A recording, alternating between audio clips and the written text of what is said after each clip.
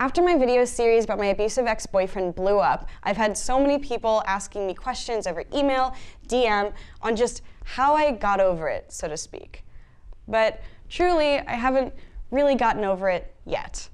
And as much as I'd really love to give advice to everyone watching me, because I really just want to help, I understand that I am not a mental health professional. I'm not a therapist, I don't have a degree in it, and just because I can Google it doesn't mean I know what I'm talking about. And it would be really unethical for me to give that advice.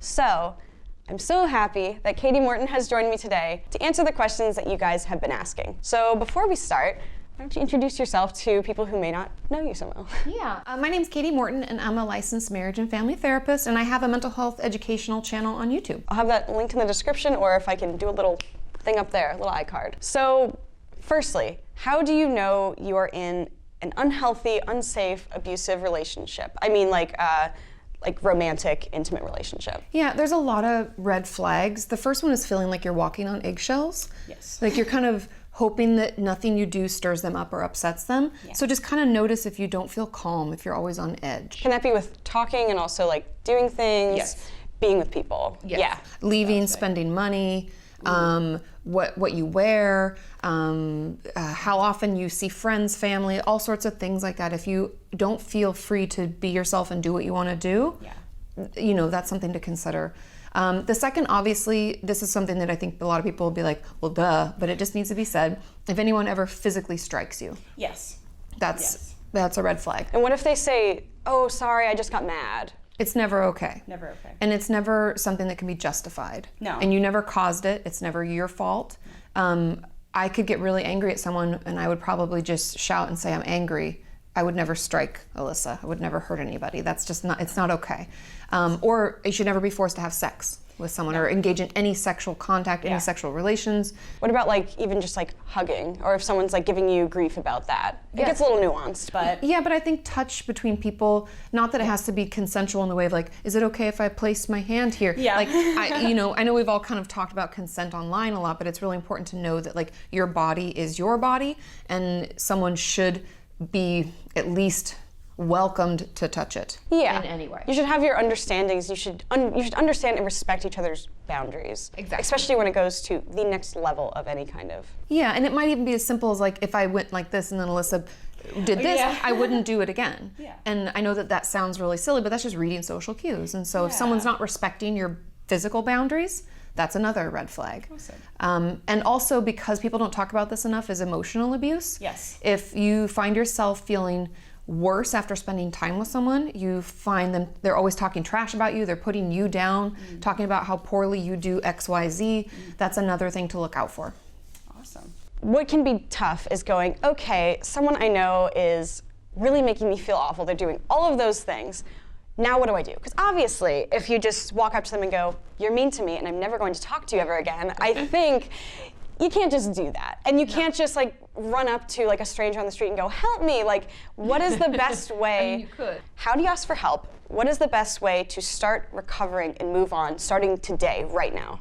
I mean, if you're in a physically dangerous situation in any way, leave. You don't owe them an explanation. This is a perfect time to ghost someone. I'm always, as a therapist, I'm like, you should try to communicate. If it's dangerous, do not. Communicate. There's nothing to communicate. No. Because they're not going to listen. Any kind of abuse, really. Any of the symptoms that I told you, often they're not able to hear it, and it can put us in an even more dangerous situation and make the abuse even worse. And so if you feel like you need to reach out, get a plan together. Yeah.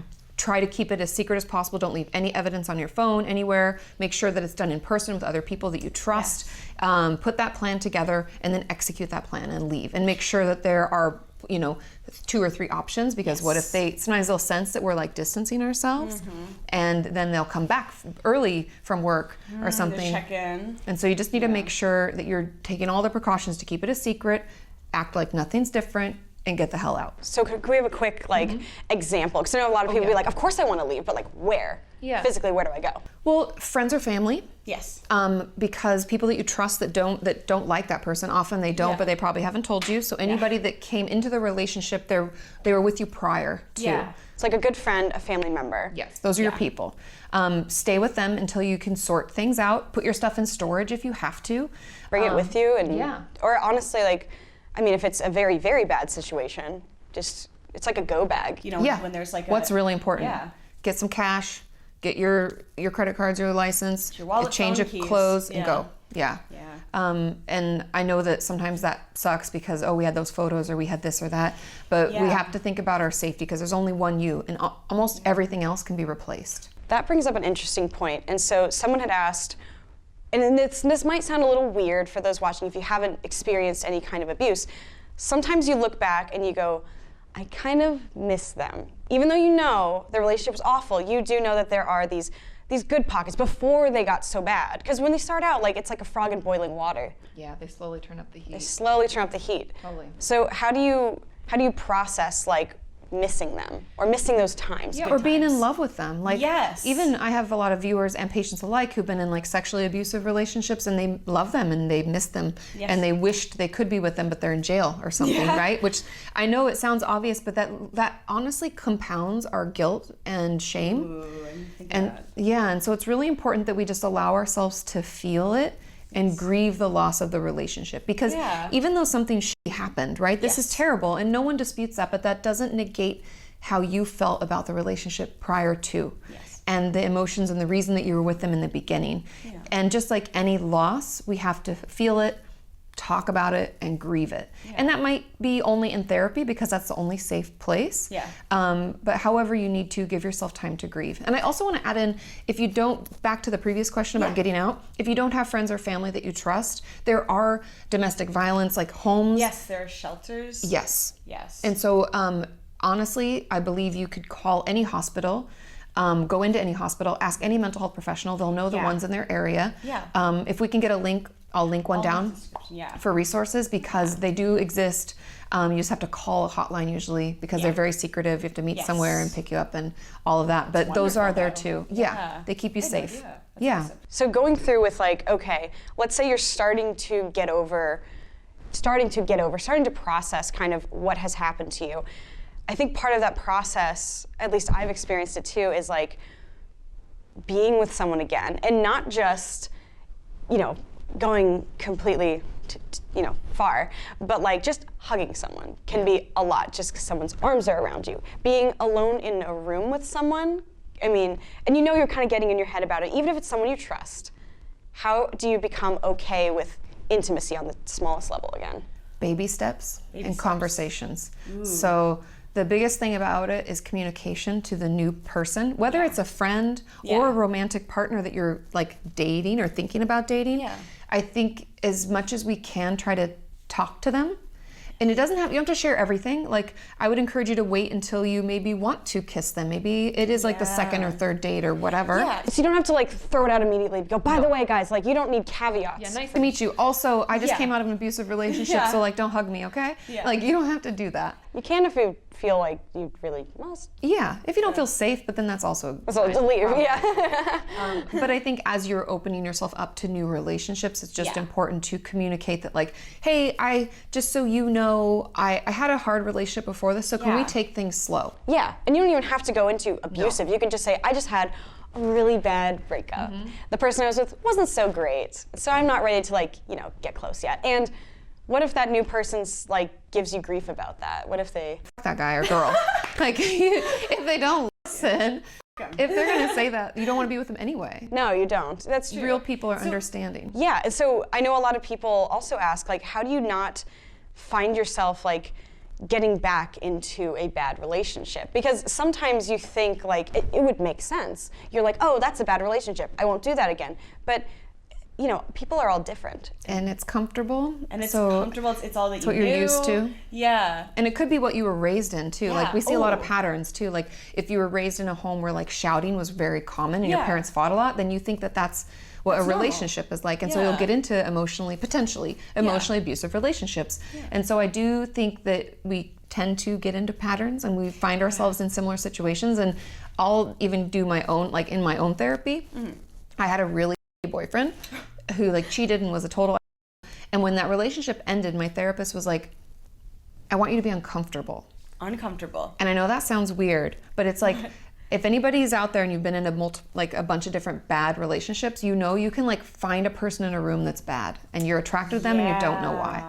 And it's like, because our brain, because we can adapt, Yeah. It feels comfortable. We know it already. We can like sense it. It's almost like, yeah, it's like you have your type. You're like, oh, I like guys with blonde hair. I like girls who like to wear dresses. And then so you see that and you go, nice. And then you're attracted. But then like, yeah, when your normalcy is honestly kind of a bad boy or someone who is causing trouble, it doesn't scream like, I'd love to be with him, but it goes, I know his type. You're like, that's attractive. Yeah, like that. Yeah. I know what that is. Yeah. Attractive in like my brain gets it. Yes, it feels comfortable. We're drawn to it. Yeah.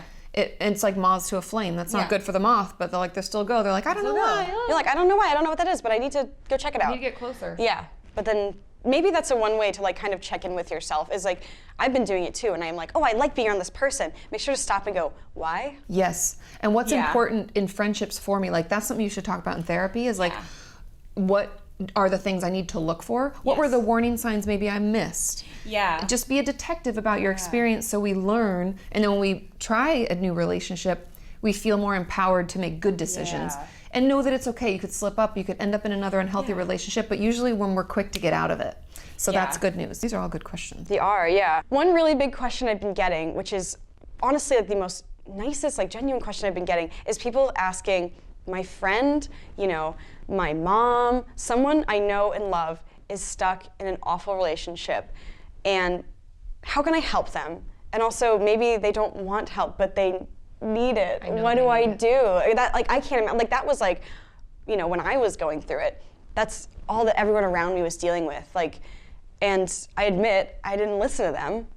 I'm not, I'd have to really process why. I guess I just didn't see it. Yeah, So what can you do as a friend? And it is nice that people ask this because it reminds us like there's good people. They're really good people, are always around you. Yeah, and we don't, so there's a few things. First of all, as much as you want to, we can't confront them because it'll do the opposite of what you're wanting. It can push them away. What can you give an example of like confronting? Yeah, like when you're like, I hate that guy, you should leave him. He's bad for you. Don't you know? Yeah. I love you. I hate to see him doing this to you. Yeah. And that can, even though it has the best of intentions, it can come across as like an attack a little bit. Because, when people would say that to me, they're like, do you not see how like messed up this is? And I would just be like, you don't know him. You don't know him. He's not always like that. And like, like people aren't perfect. Like all the excuses you can make. Yeah, we come to their defense because we love them, care about them. And for better, for worse, whatever, right? Yeah. So know that if someone in your life, if you're seeing that, because we usually see it first on the outside, is to, not attack them, not confront them about the situation, not give any ultimatums or anything. Yeah, like stop hanging out with him or you can't come to our family dinner, because that just isolates. Yes. Yeah. Because that's the bad thing is the person that's doing the abuser usually tries to isolate the abusee as much as possible. And as friends and family, when we try to interject and confront it, they like that's it can evidence. do it more. Like, see, they're trying to get us to break up. That's what my mind would That's do. what that's very common. They'll say like, see, I told you, they're just bad. We can't spend time with them. Yeah, I said, I told you your friends are stupid. Can you believe they say all these things about me? Yeah. And so it makes it worse. And so the best thing you can really do is check in, not judge, and just be there to listen. And if you think that maybe therapy could help, because it can help all of us, you could share your own story first, and you can say like, hey, I've been going through something. I'm thinking of trying therapy. Have you ever tried it? Like make it an open conversation about you. Yes. That could be the thing that they hear. We're hoping to like plant little seeds and just be there. Like I always like to think of it the same way I think of myself as a therapist is I'm like the little net to catch you if you fall. And I just want you to know I'm there. I'm not going to be intrusive or pushy, but I'm going to like remind you I'm there. Yeah. Hey, yeah. That's good to be. That's good to be just there and not just like, because I would get, a little bit of anxiety because I knew some friends were so open about not liking my ex now. And so I just knew when I'd go to them, it would be like, so how is he? Is he still doing that stuff? Yeah. And it would be like, as much as I knew I wanted help, I never felt like I could go to them about it because I felt like they would just say, I told you so. Yeah, it feels judgment. You feel judgment. Yeah. And we already have a lot of shame and embarrassment and guilt about the whole situation. And it's all very confusing already. Totally, because it's such like a mind fuck. Like the manipulation just is so terrible. And so just make sure that, even if you've done that, you can still come back and be supportive and like just not do that anymore. Just be there for them because they really need you. Yes. And I'm so glad that people are there. Even if this is all a very difficult, very nuanced thing to figure out, especially on the outside. So it just makes me so happy that people want to be there in the best way possible. Yeah. And just let that remind you that there are people out there who can help you, and they will, without a doubt. Yes. So to end this on an even better positive note, what can you do right now if you're watching this and you are in an abusive relationship? You've now realized, oh man, I need to get out. What can you do now? And also, what can you do for some like self-care? Because I'm sure this isn't a really fun, exciting video. This is a little bit of like a introspective thing to consider.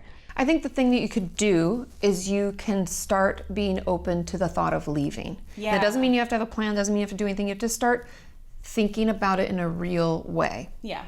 You don't have to do take any action. I think it's all mental at the beginning.